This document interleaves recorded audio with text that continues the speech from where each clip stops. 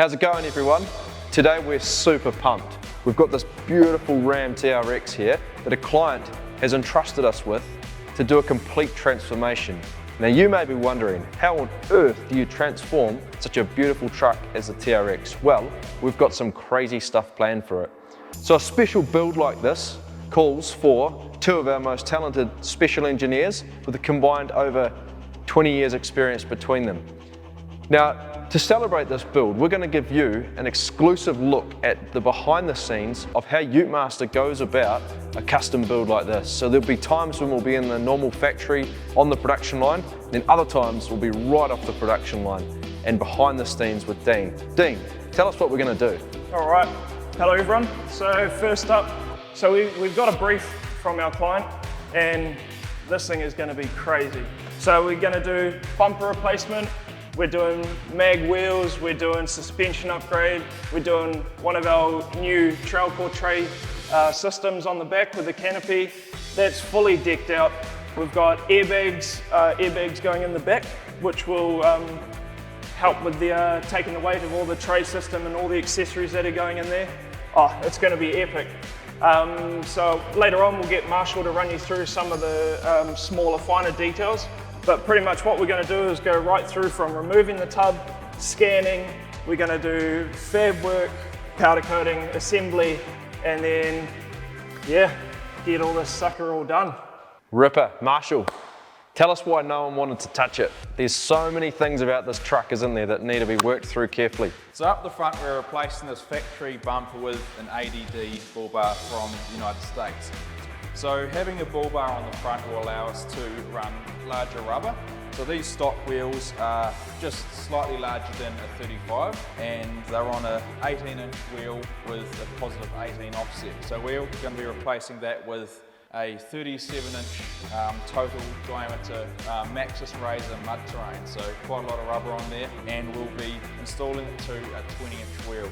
So with a bit of a lift, this wheel is going to be moving in slightly, and there's also a little bit of extra room in the guards, so we're going to be running 25mm offset spacers to bring these wheels just out a little bit better, which will also help with stability. So first off, this will be coming off, and then we'll be upgrading this suspension. So we're going to be keeping the Bilstein active terrain dynamic suspension because that's really can't be upgraded. That'll be staying in there.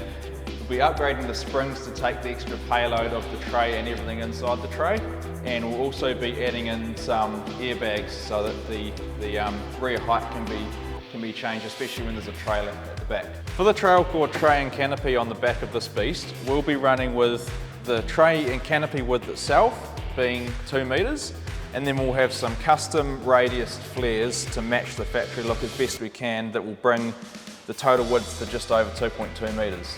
So up the front here, we'll be making some custom toolboxes with the fuel filler hidden inside one of those toolboxes. All right, so a few additional features of the TRX that we need to make sure we get right is our reverse sensors. So what we're going to do is 3D scan the current sensors or the factory sensors that are on the TRX and make sure that we incorporate those 3D scans into our tray build to make sure they go back in the same place. The other two things we need to pull out of the factory body is we've got a reverse camera up the top, which is the cargo reverse camera. So what we're going to do is we're going to move that from the back of the cab and bring it to the top of the back of our TrailCore tray canopy. And then this reverse camera that is built into the tailgate, we're going to remove that and fit that down underneath our tray so you can still see what you're backing up into and see your tow ball hitch.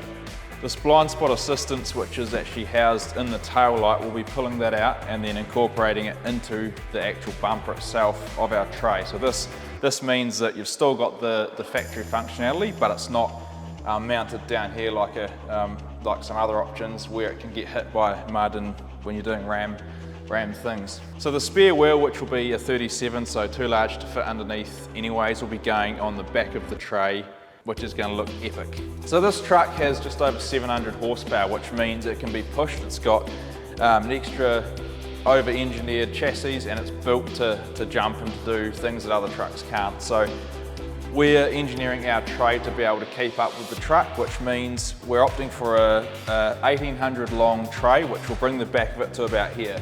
As much of the weight as we can is kept up the front in the canopy section, with all the rear accessories not being too far over the back, which adds weight over the axle and hence decreases performance. So wanting to not lose any capabilities with this truck. So there you have it, folks. Hopefully you're as excited as we are to see what the finished product looks like. Now you may be wondering why we trusted these two fine chaps to do this build.